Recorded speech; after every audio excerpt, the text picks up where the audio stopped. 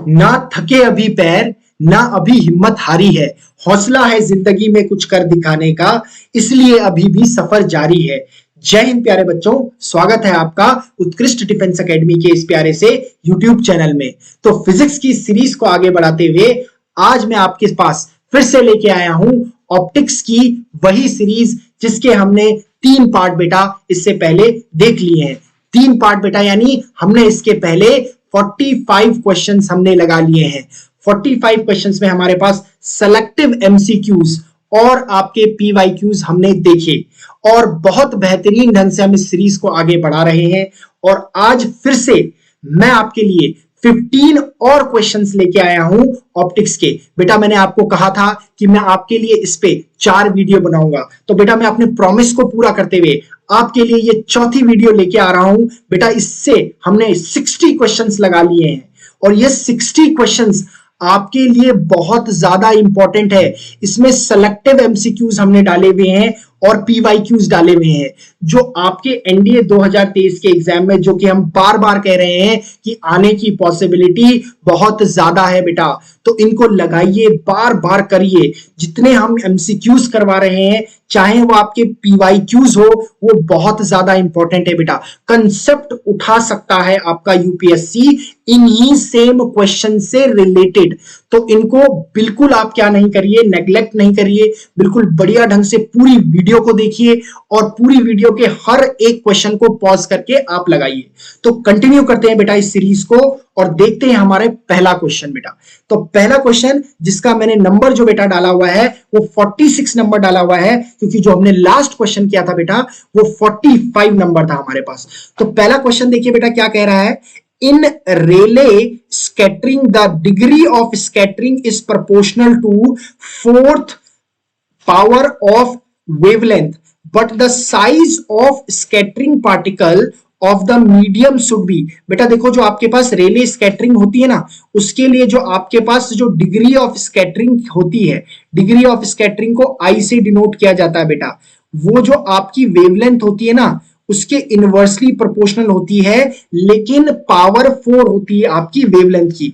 और बेटा एक बात बड़ा ध्यान रखिए कि जो आपकी रेले स्कैटरिंग हो रही है ना, उसमें जो आपके पास वेवलेंथ है उसका जो ऑर्डर होगा बेटा, उसी के ऑर्डर के इक्वल साइज के आपके क्या होंगे बेटा, जो मीडियम के पार्टिकल्स होंगे ना उसी साइज के होंगे बेटा। जिस ऑर्डर की आपकी वेवलेंथ होगी बेटा उसी ऑर्डर के साइज के आपके मीडियम के पार्टिकल्स होंगे बेटा। तो ऐसा ही ऑप्शन एक चुन लेते हैं इसमें से। तो ये बोल रहा है क्या मीडियम का जो पार्टिकल्स जो मीडियम के हैं less than the wavelength used होगा? नहीं बेटा, बिल्कुल गलत हो गया। Equal to the wavelength used, बिल्कुल सही बेटा। मैंने अभी आपको क्या कहा कि जो आपकी वेवलेंथ यूज हो रही है रेले स्कैटरिंग में उसका जो ऑर्डर है उसी के ऑर्डर के साइज का आपका मीडियम का पार्टिकल भी होगा बेटा। ठीक है बेटा, तो आपका ऑप्शन बी जो है आपका करेक्ट आंसर है बेटा। अब क्वेश्चन नंबर 47 की तरफ जाते हैं बेटा। देखिए क्वेश्चन नंबर 47 आपका एनडीए 2014 में आया हुआ क्वेश्चन है बेटा, यानी ये एक पीवाईक्यू है, प्रीवियस ईयर क्वेश्चन है, 2014 में आया हुआ है और यहीं से आपके कंसेप्ट आने वाले एग्जाम में भी आते हैं। तो पहला क्या कह रहा है ये कि while looking at an image formed by a convex lens, ठीक है, 1/2 of the lens is covered with a black paper, which one of the following will happen to the image? बेटा ये क्या कह रहा है कि आपके पास एक कॉन्वेक्स लेंस है बेटा, ठीक है, ये कह रहा है कि आपके पास एक कॉन्वेक्स लेंस है, इसी तरीके का होता है बेटा कॉन्वेक्स लेंस, ठीक है, यही आपके पास कॉन्वेक्स लेंस होता है, ठीक है। इसका ये हम क्या बना लेते हैं, ये आपके पास क्या है, इसका प्रिंसिपल एक्सिस है। अब ये क्या कह रहा है कि 1/2 of the lens is covered with a black pepper, यानी एक जो आधा हिस्सा है इस लेंस का, मान लेते हैं ये निचला हिस्सा है, ये मान लेते हैं आपके किसी ब्लैक कलर के पेपर से क्या कर दिया गया है बेटा, कवर कर दिया गया है। किससे कर दिया गया है? ब्लैक कलर के पेपर से कवर कर दिया गया है, ठीक है, ब्लैक पेपर से इसे कवर किया। अब वो पूछ रहा है कि इमेज के क्या हालचाल होंगे, यानी यहां अगर मेरे पास कोई ऑब्जेक्ट रखी हुई है तो बेटा सीधी सीधी बात है कि ये आपकी रे आई, ये बेटा आपकी रे आई, यहां से क्या हुआ, रिफ्रैक्शन हुआ और इस तरीके से चले गई। और दूसरी जो रे आपके पास है वो आपकी ऑप्टिकल सेंटर से जाती हुई निकल जाएगी और कहीं जाके मिल जाएगी और आपकी इमेज बन जाएगी बेटा। अब बेटा एक बात बड़े ध्यान से सुनिए कि आपकी जो इमेज बनेगी ना वो कैसी बनेगी, डिमिनिश्ड बनेगी, ठीक है। एक तो छोटी बनेगी, बट क्योंकि आधे हिस्से को कवर कर दिया गया है, तो आधे हिस्से को कवर करने का मतलब है कि जो लाइट इस ऑब्जेक्ट से जा रही होगी दूसरी तरफ वो पूरी नहीं जा रही होगी। इसका मतलब है कि जो इंटेंसिटी ऑफ इमेज होगी, इंटेंसिटी ऑफ द इमेज होगी, दैट विल बी डिमिनिश्ड। याद रखोगे बेटा, जो इंटेंसिटी ऑफ इमेज होगी दैट विल बी डिमिनिश्ड बेटा। सिर्फ क्या होगा, आपकी इमेज तो बनेगी ही बनेगी, बट जो इंटेंसिटी होगी इमेज की वो कैसी होगी, मंद होगी बेटा। क्योंकि आपका ना आधा लेंस जो है वो ढक दिया गया है ब्लैक पेपर से। तो ब्लैक पेपर से अगर ढक दिया गया तो सारी की सारी जो लाइट आएगी वो ब्लैक पेपर खा लेगा, एब्जॉर्ब कर लेगा, ठीक है। तो आपके पास जो इमेज बनेगी वो कैसी बनेगी, उसकी इंटेंसिटी डिमिनिश्ड होगी। तो क्या है, option number B is your correct answer कि intensity of the image will be diminished बेटा। क्वेश्चन नंबर 48 पे अगर हम देखें तो क्या कह रहा है, एक न्यूमेरिकल है बेटा और जो कि आपका क्या है, एनडीए 2015 में आया हुआ क्वेश्चन है बेटा। देखो ऐसे क्वेश्चंस आपके अधिकतर आते हैं बेटा एनडीए के एग्जाम में। मैंने इससे पहले जो हमने सीरीज में लगाया है क्वेश्चन ऑप्टिक्स की, वहां ऐसा क्वेश्चन लगाया हुआ है। आपको क्या दिया रहता है, आपको फोकल लेंथ दी रहती है और ऑब्जेक्ट कहां रखा हुआ है लेंस के लिए वो दिया रहता है, और आपको उसका इमेज का नेचर बताना होता है और उसका साइज बताना होता है। देखो इसमें क्या बोला हुआ है, an object is placed 10 centimetre in front of convex lens. पहले नोट कर लो बेटा कि एक ऑब्जेक्ट को लेंस के सामने 10 सेंटीमीटर की दूरी पर रखा गया है। इसका मतलब जो ऑब्जेक्ट डिस्टेंस है वो -10 सेंटीमीटर है, क्योंकि लेफ्ट हैंड साइड ही रखी जाती है आपकी object. And the focal length is 15 centimetre. बेटा ये कॉन्वेक्स लेंस है, तो कॉन्वेक्स लेंस की फोकल लेंथ क्या होती है बेटा, वो तो पॉजिटिव ही होती है, तो प्लस 15 सेंटीमीटर होगा। अच्छा बेटा अगर हमें नेचर पता करना है ना बेटा कि किस नेचर का है आपका इमेज, तो सबसे पहले उसका वी निकाल लो। क्या निकाल लो, वी निकाल लो। देखो बेटा हमें इसमें क्या दे रखा है, real magnified, virtual magnified, virtual reduced in size, real reduced in size. यानी बेटा बेसिकली हमें एक तो नेचर ऑफ इमेज के बारे में दिए गए हैं ऑप्शंस, और दूसरा मुझे साइज ऑफ इमेज दिए गए। ठीक है बेटा, इसका मतलब दो चीजें मैं निकाल लेता हूं। नेचर निकालने के लिए पहले मैं ये देख लेता हूं कि मेरी जो वस्तु है, जो वस्तु का हमारे पास इमेज बन रहा है, प्रतिबिंब बन रहा है, वो कहां बन रहा है, उसको निकाल लेते हैं। तो वो किससे निकलेगा बेटा, लेंस की बातें चल रही है तो लेंस फॉर्मूले से निकलेगा। 1/f is equals to 1/v minus 1/u होता है। हमें क्या निकालना है बेटा, हमें क्या निकालना है, इमेज साइज निकालना है। तो 1/v इज इक्वल्स टू क्या हो जाएगा, 1/f प्लस 1/u हो जाएगा बेटा। ठीक है, अगर आप 1/v को कैलकुलेट करेंगे यहां से तो f आपके पास क्या है, आपके पास 15 है, और आपके पास ये आ जाएगा -1 आपके पास क्या आ जाएगा, 10 आ जाएगा, क्योंकि मैंने प्लस माइनस माइनस कर लिया है। अगर आप यहां से v कैलकुलेट करेंगे बेटा तो 1/v is equals to LCM आपके पास क्या आ जाएगा, 30 आ जाएगा बेटा, और ये आपके पास 2 माइनस कितना आ जाएगा, 3 आ जाएगा। इसका मतलब 1/v इज इक्वल्स टू आपके पास क्या आ गया, -1/30 आ गया बेटा। ठीक है, अगर आप यहां से v निकालेंगे क्रॉस मल्टीप्लाई करके तो बेटा वो आपके पास आ रहा है -30 सेंटीमीटर आ रहा है। बेटा आप माइनस साइन का मतलब समझ रहे हैं, यहां पर माइनस साइन का तात्पर्य है कि जिस साइड आपका ऑब्जेक्ट है उसी तरफ आपकी इमेज भी बनेगी। और बेटा अगर ऐसा होता है तो आपकी जो इमेज बनती है, आपकी जो इमेज बनती है वो कैसी बनती है बेटा, वो बनती है वर्चुअल। कैसी बनती है, वर्चुअल बनती है। ठीक है बेटा, तो नेगेटिव साइन से आपने ये पता लगाया कि आपकी जो इमेज बन रही है वस्तु की वो कहां बन रही है, जिस साइड ऑब्जेक्ट रखा हुआ है वहीं बन रहा है, इसका मतलब वर्चुअल बन रहा है।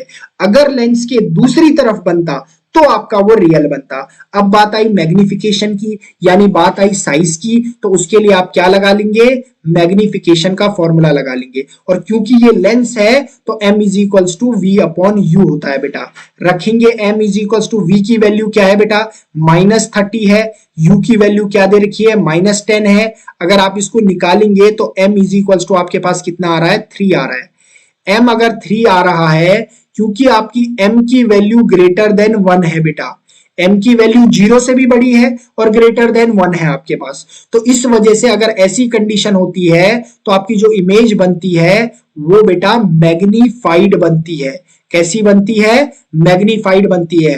तो नेचर कैसा हो गया बेटा, वर्चुअल इमेज बन रही है और मैग्नीफाइड बन रही है। तो option number b will be your correct answer बेटा। ठीक है, अगर हम क्वेश्चन नंबर 49 को जाएं तो वहां पे हमें 2 स्टेटमेंट दिए हुए हैं, और मैं आपसे बार बार ये कह रहा हूं हर एक वीडियो में कि स्टेटमेंट वाले क्वेश्चन आपके काफी देखे जाते हैं एनडीए के एग्जाम में। ये भी आपका देखिए एनडीए 2012 के एग्जाम में आया हुआ क्वेश्चन है।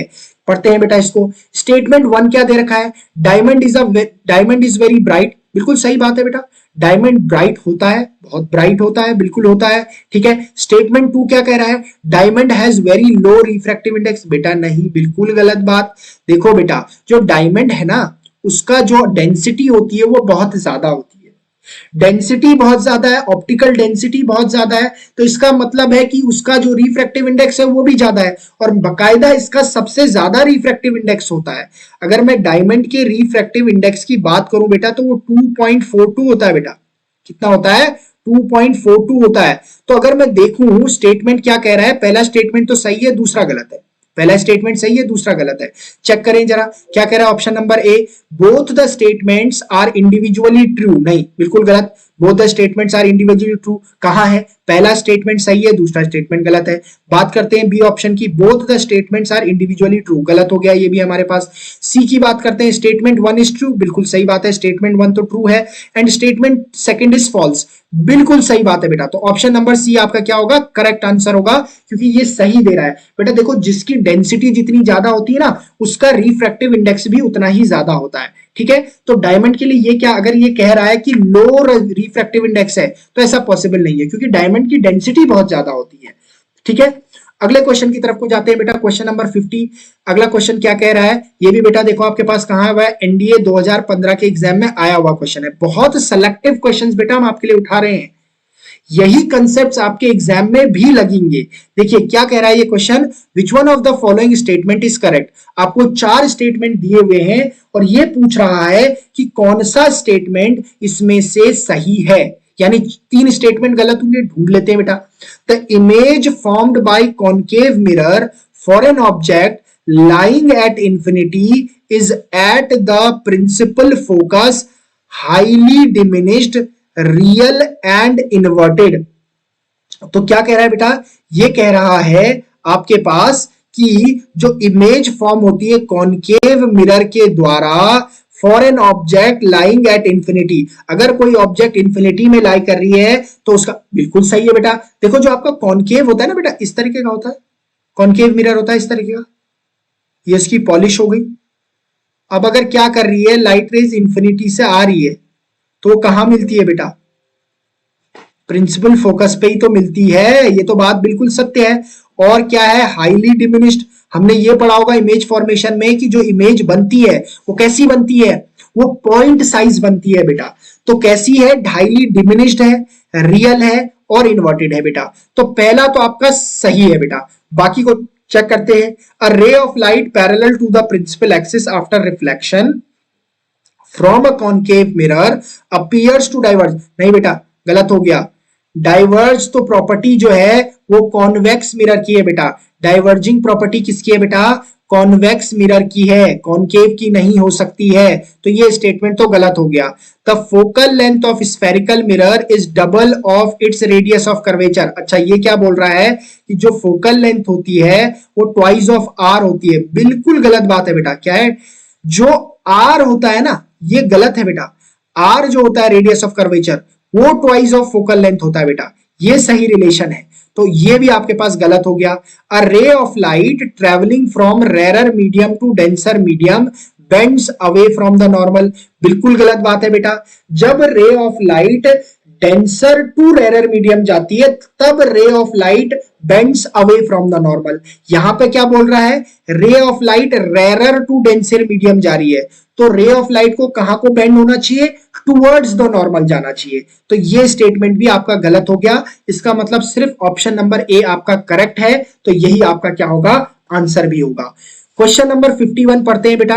In case of compound microscope which of the following statement is और आर करेक्ट। बेटा ये क्वेश्चन भी आपका देखो कंपाउंड माइक्रोस्कोप से पूछा गया, ऑप्टिकल इंस्ट्रूमेंट से पूछा गया है। ये बोल रहा है कि कोई कंपाउंड माइक्रोस्कोप है, उसके केस में कौन सा स्टेटमेंट सही है, और ये भी आपका एनडीए 2015 के एग्जाम में आया हुआ क्वेश्चन है बेटा। पहला क्या कह रहा है कि द फोकल लेंथ, बेटा देखो the focal length of eyepiece is larger. देखो बेटा यहां पर जो हमें ऑप्शन दिए गए ना कि focal length of eyepiece, focal length of eyepiece, image produced in a normal optical microscope is real, image produced in a normal optical microscope is virtual.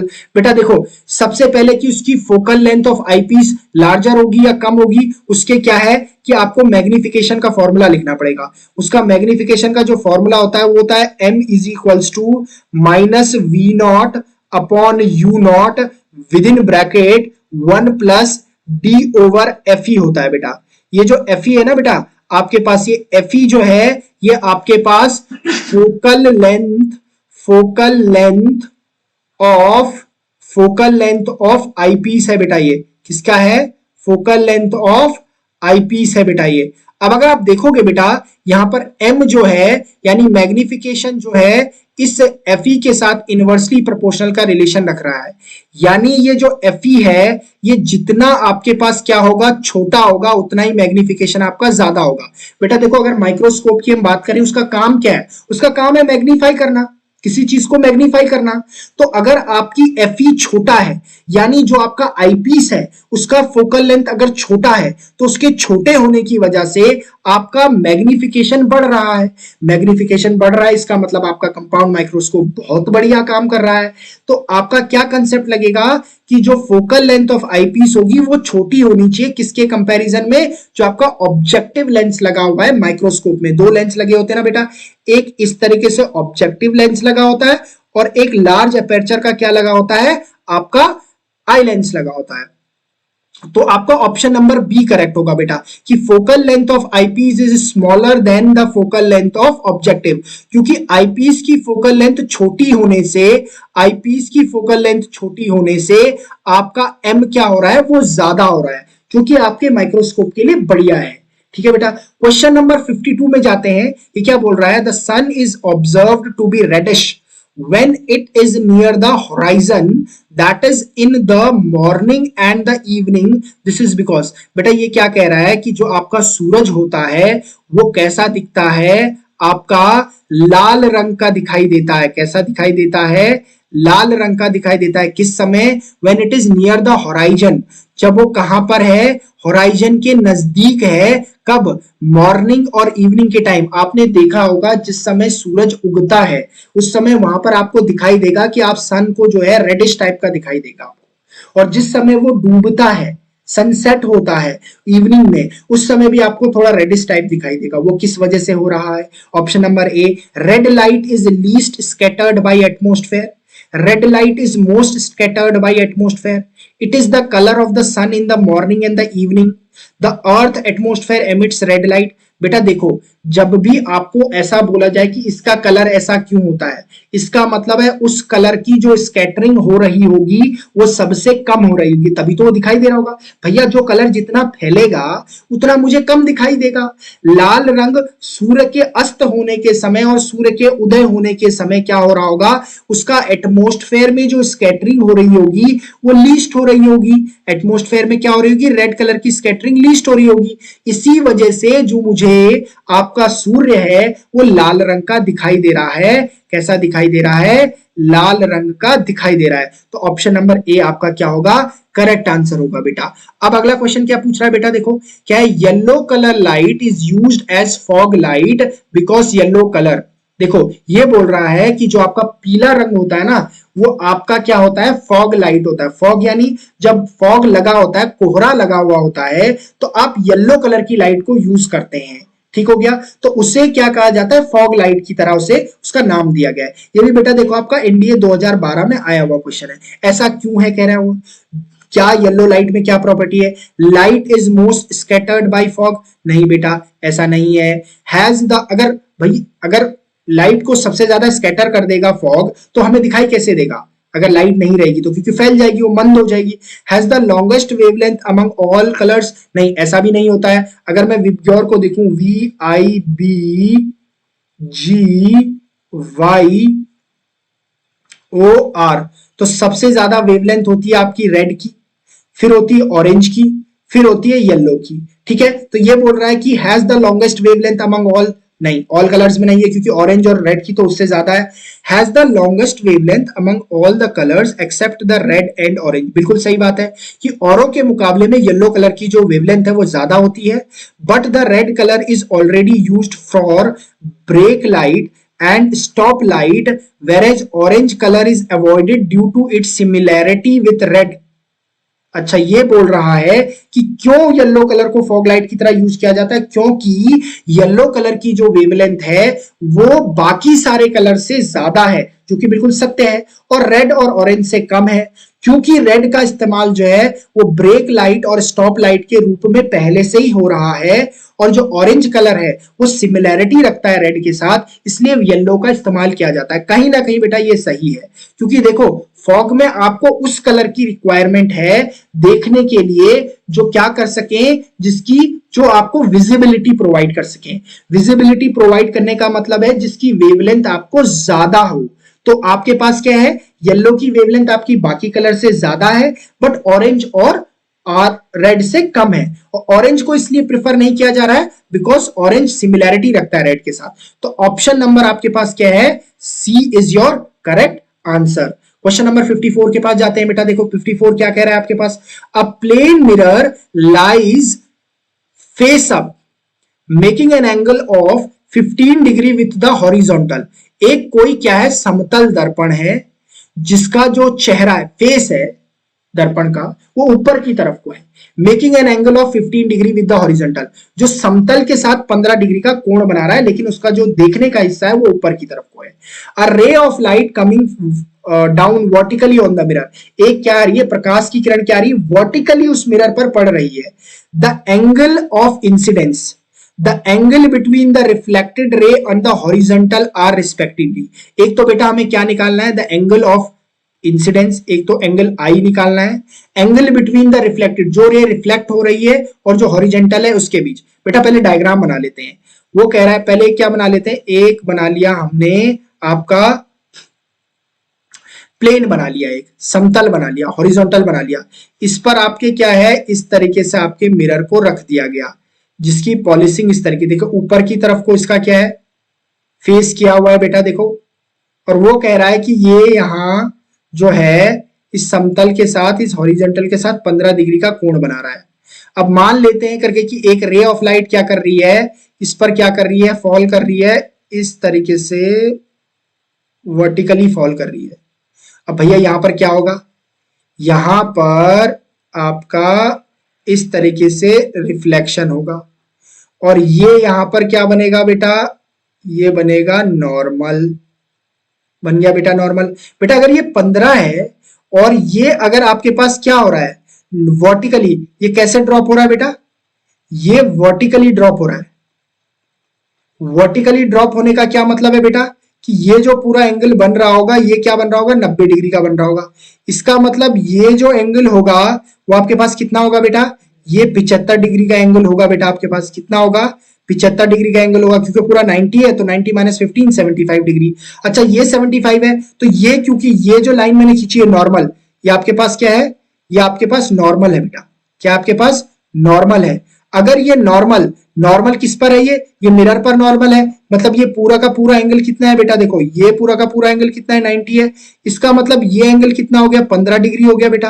क्योंकि ये रिफ्लेक्शन हो रहा है तो ये 15 है, तो आर भी 15 होगा बेटा। ठीक है, आर 15 होगा, और आर 15 होगा, इसका मतलब है कि ये जो एंगल है और ये जो एंगल है, क्योंकि ये नॉर्मल है, यहां नॉर्मल से लेकर यहां तक सरफेस तक पूरा 90 डिग्री होगा। अब ये 15 डिग्री हो गया है, तो आपके पास ये जो आपके पास बचा हुआ है, ये आपके पास कितना हो जाएगा, 60 डिग्री हो जाएगा बेटा। कितना हो जाएगा, 60 डिग्री हो जाएगा, क्योंकि 15 प्लस 15 30 हो गया, 15 प्लस 15 30 हो गया। ये आपके पास रे आ रही है, इसके साथ क्या है, 90 डिग्री बना रही है, तो 15 प्लस 15 30 हो गया, बचा हुआ कितना हो गया, 60, यानी 90 डिग्री हो गया आपके पास। ठीक है बेटा, कितना हो गया, 90 डिग्री हो गया, क्योंकि ये इसके साथ जो है, उसने पूछा ना किसके साथ, आपकी रिफ्रैक्टेड रे और समतल के साथ कितना कोण बना रहा है, 60 डिग्री का कोण बना रहा होगा बेटा। ठीक है, कितना, 60 डिग्री का, तो option number D will be your correct option बेटा यहां पर। ठीक है, चलते हैं बेटा क्वेश्चन नंबर 55 के पास। Focal length of the eye lens which enables us, focal length of the eye lens which enables us to see the object at varying distances is controlled and changed by, देखो जो हमारे आंख की focal length है ना, जो object को देखने में हमें क्या करती है, मदद करती है, वो क्या करती है, देखो हमें अगर कोई ऑब्जेक्ट है ना बेटा, किसी ऑब्जेक्ट को हम थोड़ा पास लाते हैं तो भी हमारी आंख उसे क्या करती है, ऑब्जर्व कर पाती है, देख लेती है आसानी से, उसको दूर ले जाएंगे तो भी देख पाती है। तो ये कंट्रोल कौन कर रहा है, ये कंट्रोल कौन कर रहा है, जो हमारे फोकस को, यानी इसका मतलब है हमारे फोकस को कोई कंट्रोल कर रहा है। कंट्रोल करने का मतलब है कि हमारे फोकस को कोई कंट्रोल कर रहा है। वो कौन कर रहा है बेटा, क्या रेटिना कर रहा है, क्या सिलेरी मसल्स कर रहे हैं, क्या कोरॉइड्स कर रहे हैं, या विट्रस ह्यूमर कर रहा है। बेटा देखो जो रेटिना होता है वहां पर आपकी क्या बनती है, इमेज बनती है। ठीक हो गया, सिलेरी मसल से ही आपके पास क्या करती है, ये आपके जो लेंस है उसके फोकस को क्या करती है, कंट्रोल करती है। क्या करती है, कंट्रोल करती है। और जो बेटा कोरॉइड होता है ना, कोरॉइड का आपका यूज क्या होता है, ये क्या करता है, ये सप्लाई करता है, एक तो ऑक्सीजन सप्लाई करता है और न्यूट्रिएंट सप्लाई करता है on the outer of retina. Outer of retina को क्या करता है, ये आउटर पार्ट ऑफ रेटिना को या तो ऑक्सीजन सप्लाई करता है या न्यूट्रिएंट सप्लाई करता है। विट्रस ह्यूमर क्या करता है बेटा, विट्रस ह्यूमर भी न्यूट्रिएंट्स प्रोवाइड करता है। क्या करता है, न्यूट्रिएंट्स प्रोवाइड करता है। और दूसरा, ये जो हमारी आई होती है ना बेटा, ह्यूमन आई होती है, उसके शेप को मेंटेन करता है। शेप को क्या करता है, मेंटेन करता है। ठीक है बेटा, तो हमने हर किसी का क्या देख लिया है, यहाँ पर फंक्शन देख लिया है। जो रेटिना है वहां पर इमेज बनती है आपकी, सिलेरी मसल्स क्या करती है, वो फोकस को, आई के फोकस को कंट्रोल करती है। यही तो पूछ रहा है यहाँ पर, फोकस का मतलब यही तो है, डिस्टेंस को इधर उधर जब ले जा रहे हैं ऑब्जेक्ट को, तो फोकस पे क्या कर रहा है, उसको एडजस्ट कर रहा है। तो सिलेरी मसल्स ही वो आपका क्या करती है, काम करती है बेटा। क्वेश्चन नंबर 56 क्या कह रहा है बेटा, which one of the following is correct, large aperture telescope are used for. Aperture क्या होता है बेटा, देखो ये जैसे आपका लेंस है ना, ये जो है, ये इसका जो डायमीटर है, ये इसका क्या है आपके पास, ये इसका अपर्चर है। अब ये बोल रहा है कि large aperture telescope, large aperture का जो टेलीस्कोप होता है उसका इस्तेमाल किससे होता है, ग्रेटर रेजोल्यूशन के लिए होता है, ग्रेटर मैग्निफिकेशन के लिए होता है, रिड्यूसिंग लेंस एब्रिएशन के लिए होता है, ease of manufacture. Ease of manufacture तो नहीं होगा बेटा, दोष को दूर करने, एब्रिएशन क्या है आपके पास, एब्रिएशन एक तरीके का डिफेक्ट है, उसको रिमूव करने के लिए होता है। बेटा जो आपके पास अपर्चर लार्ज लिया जाता है ना, वो ग्रेटर रेजोल्यूशन के लिए लिया जाता है। क्या लिया जाता है, ग्रेटर रेजोल्यूशन के लिए, क्योंकि जितना बड़ा आपका अपर्चर होगा ना ऑब्जेक्ट से, उतनी ज्यादा लाइट वो कैप्चर करेगा। जितनी लाइट कैमरा कैप्चर करेगा आपका लेंस जितनी लाइट कैप्चर करेगा, उतना ही क्या होगा, आपकी जो इमेज होगी रिजॉल्व होगी, उतना ही हाई उसका क्या होगा, पिक्सल होगा बेटा आपके पास। तो लार्ज अपर्चर टेलीस्कोप में किस लिए लिया जाता है, उसके ग्रेटर रेजोल्यूशन के लिए लिया जाता है बेटा। ठीक है, क्वेश्चन नंबर 57 क्या कह रहा है, defect of colour blindness can be remedied by the use of. ये बोल रहा है जो कलर ब्लाइंडनेस होता है ना आपकी आंखों में, ठीक है, कलर ब्लाइंडनेस होता है आपकी आंखों में, उसकी रेमेडी क्या है, उसको दूर कैसे किया जाता है। क्या उसको सिलेंड्रिकल लेंस लगाकर दूर किया जाता है, कॉन्टेक्ट लेंस लगाकर दूर किया जाता है, बाईफोकल लेंस लगाकर दूर किया जाता है, या नन ऑफ दीज। बेटा पहले मैं आपको ये बात बता दूं, जो कलर ब्लाइंडनेस होता है ना बेटा आपका, वो जेनेटिकल होता है। जेनेटिक होता है बेटा आपके पास, जेनेटिक होता है यानी आपके माता पिता से मिला होता है या उनसे जो एंसेस्टर्स हैं आपके वहां से आपको मिला हुआ होता है। दूसरा बेटा देखो, आपके पास जो कलर ब्लाइंडनेस का कारण जो होता है ना बेटा, देखो मैं आपको एक बात बताऊं कि जो आपकी रेटिना होती है ना, जो रेटिना होती है उसके पास क्या होते हैं, दो टाइप्स ऑफ क्या होते हैं, फोटो रिसेप्टर्स होते हैं। फोटो रिसेप्टर्स का क्या मतलब है, जो लाइट को क्या करते हैं, जो लाइट को ऑब्जर्व करते हैं, यानी लाइट के प्रति एक सेंसिबिलिटी रखते हैं। ठीक हो गया। तो रेटिना के पास क्या होते हैं, दो आपके पास क्या होते हैं, फोटो रिसेप्टर्स होते हैं। पहला आपके पास क्या होता है, रॉड्स होता है। क्या होता है आपके पास, रॉड्स होता है। और ये रॉड्स जो होता है ना, ये आपको विजन प्रोवाइड करता है। जो रॉड्स होते हैं, फोटो रिसेप्टर का क्या मतलब है कि फोटो का मतलब है लाइट, एनर्जी लाइट है। रिसेप्टर का मतलब जो रिसेप्ट करता है, यानी आपके पास ये जो रॉड है ये लाइट को क्या करता है, लाइट के प्रति एक सेंसिटिविटी रखता है। तो ये जो रॉड्स होती है ना, ये फोटो रिसेप्टर है, लाइट के प्रति जो संवेदना रखता है। तो ये हमें विजन प्रोवाइड करता है अंडर लो लाइट। ठीक है बेटा, अंडर लो लाइट। दूसरा होता है बेटा जो फोटो रिसेप्टर होता है रेटिना में, वो आपके पास होता है कोन्स। कोन्स होते हैं बेटा। ये क्या करता है, ये जो डे लाइट होता है ना, उसमें हमें क्या प्रोवाइड करता है, डे लाइट में हमें क्या प्रोवाइड करता है, विजन प्रोवाइड करता है। बेटा ये जो कोन्स है ना, ये कोन्स ही एक ऐसा कारण है, जब इसमें डिफेक्ट आ जाता है ना बेटा, जब इसमें डिफेक्ट होता है तभी कलर ब्लाइंडनेस आपको होता है। तो कलर ब्लाइंडनेस के लिए आपके पास कोई रेमेडी है नहीं, क्योंकि ये आपका जो बन रहा है, कलर ब्लाइंडनेस जो हो रहा है ये जेनेटिकल हो रहा है। तो इसीलिए इसका ऑप्शन क्या होगा, ऑप्शन नंबर डी होगा कि नन ऑफ दीज, इसके लिए कोई लेंस आपके लिए नहीं बना है और ये जेनेटिकल होता है आपके पास। ठीक है बेटा। आपके पास अगला क्वेश्चन है, question number 58, total internal reflection occurs when a light travels from, TIR कब होता है, TIR का मतलब क्या है आपके पास बेटा, टोटल इंटरनल रिफ्लेक्शन का मतलब क्या होता है कि दो कंडीशंस होती है टोटल इंटरनल रिफ्लेक्शन के लिए बेटा, याद रखेंगे हमेशा। TIR के लिए दो कंडीशन होती है। एक तो पहली, जो लाइट है बेटा आपकी, वो आपकी डेंसर मीडियम में ट्रेवल कर रही होगी। किसमें कर रही होगी बेटा, डेंसर मीडियम में ट्रेवल कर रही होगी। दूसरी जो बेटा आपके पास कंडीशन है, वो जो एंगल ऑफ इंसिडेंस होगा ना बेटा, वो आपका ग्रेटर देन क्रिटिकल एंगल होगा।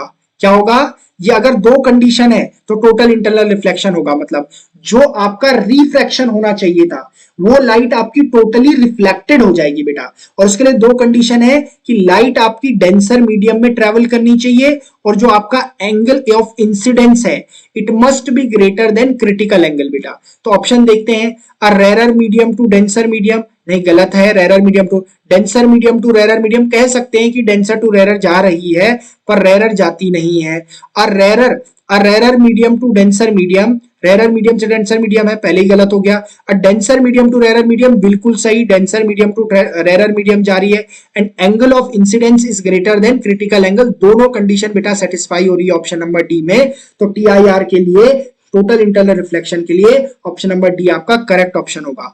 अब आप एक न्यूमेरिकल आ गया बेटा, देखो an object is placed, question number 59 क्या कह रहा है, an object is placed at a distance of 10 centimetre in front of double convex lens made of refractive index 1.5। बेटा पहले स्टैट लिख लेते हैं, डाटा लिख लेते हैं। आपको क्या दे रखा है, एक ऑब्जेक्ट दे रखा है जो किसके सामने रखा हुआ है, कॉन्वेक्स लेंस के सामने रखा हुआ है। इसका मतलब आपको U दे रखा है और वो लेफ्ट हैंड साइड में रखा होता है, तो 10 सेंटीमीटर माइनस 10 सेंटीमीटर आपके पास हो गया। और उस डबल कॉन्वेक्स लेंस जो है उसका जो रिफ्रैक्टिव इंडेक्स दे रखा है वो 1.5 दे रखा है हमें। Both the radii of curvature of lens are 20 centimetre, यानी दोनों रेडियस ऑफ कर्वेचर किसके, कॉन्वेक्स लेंस के जो दे रखे वो 20 सेंटीमीटर। बेटा देखो जो कॉन्वेक्स लेंस होता है ना वो इस तरीका का होता है, इसका पहला सरफेस ये आपके पास, तो इसके लिए रेडियाई ऑफ कर्वेचर क्या होगी, R1। इसका दूसरा सरफेस ये है तो रेडियाई ऑफ कर्वेचर क्या होगी, R2। दोनों के लिए जो मैग्नीट्यूड दे रखा है वो 20 सेंटीमीटर दे रखा है। बट बेटा देखो एक फर्क है, जो R1 है ना उसके लिए अगर आप सर्किल कंप्लीट करोगे तो इधर कंप्लीट करोगे तो R1 आपका इधर बनेगा, लेकिन R2 आपका इस साइड बनेगा कहीं। यानी R1 जो आपके पास है वो तो आपके पास पॉजिटिव 20 सेंटीमीटर है, लेकिन जो R2 आपके पास बेटा है वो -20 सेंटीमीटर है साइन कन्वेंशन के अकॉर्डिंग, अगर आप देखोगे तो। ठीक है, तो यहां से आप क्या कर लोगे, अगर मैं ये बोल रहा है what is the position of the image formed, आपको क्या निकालना है, पोजीशन ऑफ इमेज निकालना है। क्वेश्चन क्या दे रखा है, क्वेश्चन दे रखा है कि एक वस्तु को क्या करा गया है, डबल कॉन्वेक्स लेंस के आगे रखा गया है 10 सेंटीमीटर की दूरी पर। ऑब्वियसली लेफ्ट हैंड साइड रखा गया होगा, क्योंकि ऑब्जेक्ट को हमेशा लेफ्ट हैंड साइड रखा गया होगा। जो डबल कॉन्वेक्स लेंस है उसका जो रिफ्रैक्टिव इंडेक्स है वो 1.5 है बेटा, बिल्कुल सही दे दिया। Both the radii of curvature are of the lens are 20 centimetre, यानी जो लेंस है उसकी जो रेडियस ऑफ कर्वेचर दोनों की है, क्योंकि आपका जो लेंस बना हुआ है वो दो स्फेरिकल लेंसेज से मिलकर बना हुआ है, तो उसमें इसका मतलब है दो रेडियाई ऑफ कर्वेचर होगी, एक पॉजिटिव है एक नेगेटिव है। आपको क्या निकालना है, पोजीशन ऑफ इमेज निकालनी, यानी वी निकालना है। बेटा देखो वी निकालने के लिए आपको क्या पता होना चाहिए, एक यू पता होना चाहिए और आपको एक एफ पता होना चाहिए। एफ आपको पता नहीं है, अब आपको यू दिख रहा है, म्यू दिख रहा है, R1 R2 दिख रहे हैं, तो क्या बेटा हम यहाँ पे लेंस मेकर्स फॉर्मूला नहीं लगा सकते, 1/f is equals to mu -1 multiplied by 1/R1 minus 1/R2, बिल्कुल लगा सकते हैं। अब देखो 1/f इज इक्वल्स टू क्या आ जाएगा, is equals to 1.5 -1 multiplied by 1/R1 यानी 1/20, और क्योंकि R2 की वैल्यू नेगेटिव दे रखी है तो प्लस क्या हो जाएगा 1/20, और ये वैल्यू आपके पास क्या हो जाएगी 1/5 इज इक्वल्स टू, यह आ जाएगा 0.5 मल्टीप्लाइड बाई 2 ओवर आपके पास क्या आ जाएगा 20, यानी 1/f इज इक्वल्स टू जो आ जाएगा वो आ जाएगा 1/ आपके पास क्या आ जाएगा 20, और यहां से अगर मैं देखूं this implies that f is equals to 20 centimetre आ रहा है बेटा। अब आपके पास सारी वैल्यूज आ गई बेटा, आपको क्या चाहिए, v चाहिए, तो फॉर्मूला लगाओ, lens formula 1/f is equals to 1/v minus 1/u। आपको v निकालना है तो v के लिए फॉर्मूला बनाओ, 1/v is equals to 1/f plus 1/u हो जाएगा बेटा। अगर आप इसमें वैल्यू रखोगे तो 1/v is equals to 1/f यानी 1/20 प्लस आपके पास u क्या है, u नेगेटिव है तो ये -1/10 हो जाएगा बेटा। अगर आप इसे कैलकुलेट करोगे तो v इज इक्वल्स टू आपके पास क्या आ जाएगा -200/10 आ जाएगा। इसे कैलकुलेट करेंगे तो v is equals to -20 centimetre आ रहा है बेटा। इसका मतलब है कि option number C will be your correct answer. Question number 60 पे जाते हैं बेटा, क्या कह रहा है कि mirage is example of, mirage क्या होता है बेटा, एक ऑप्टिकल इल्यूजन है, ऑप्टिकल इल्यूजन है, ऑप्टिकल इल्यूजन है ये आपके पास, यानी जो आपको रेगिस्तान में क्या दिखाई देता है, आपको बहुत दूर से कहीं पर एक तालाब दिखाई देने लगता है, आपको लगता है कि वहां पर तालाब है पर होता नहीं है एक्चुअल में। वो क्या है आपकी प्रोसेस, वो मिराज है बेटा आपके पास। और ये मिराज हो किसकी वजह से रहा है बेटा, ये होता है TIR की वजह से, टोटल इंटरनल रिफ्लेक्शन की वजह से बेटा। तो आपके पास इसका आंसर क्या हो जाएगा कि mirage is an example of total internal reflection of light बेटा। तो यहां पर बेटा देखिए आपका ऑप्टिक्स ना यहीं के साथ हम खत्म करते हैं। अब जो बाकी और कुछ इसके लिए मिसलिनियस क्वेश्चंस होंगे बेटा, या कुछ ऐसे कंसेप्ट्स होंगे जो हमारे यहां रह गए हैं, वो हम आपके साथ किस में लगाएंगे बेटा, मैराथन में लगाएंगे। जो हम आपके लिए क्या लेके आएंगे, एक बढ़िया सी मैराथन लेके आएंगे जिसमें पास आपके पास और भी ज्यादा different types of questions, different types of concepts आपको देखने को मिलेंगे। ठीक है बेटा, वो हम आपके लिए लेके आएंगे जब हम आपका सिलेबस एमसीक्यूज के टर्म्स में फिनिश कर लेंगे, फिर हम आपके पास ऐसे क्वेश्चंस लेके आएंगे। तब तक आप इन क्वेश्चंस को क्या करिए, रिपीट करिए, इनके कंसेप्ट्स को रिपीट करिए और उनके बेसिस पे और सारे क्वेश्चंस भी लगाइए बेटा। तो मिलते हैं आपसे बेटा नेक्स्ट वीडियो में। तब तक आपका काम क्या है कि आप बस पढ़ते रहिए, और क्योंकि अब एग्जाम नजदीक आ रहा है तो जोश और भी जोश के साथ पढ़िए। बिल्कुल अपने स्टडी आवर्स को बढ़ा दीजिए, बिल्कुल अपने क्या कर दिए, सोने के आवर्स को बिल्कुल कम कर दीजिए बेटा। ठीक है बेटा, तो पढ़ना क्या करिए, स्टार्ट करिए, और मिलते हैं आपसे नेक्स्ट वीडियो।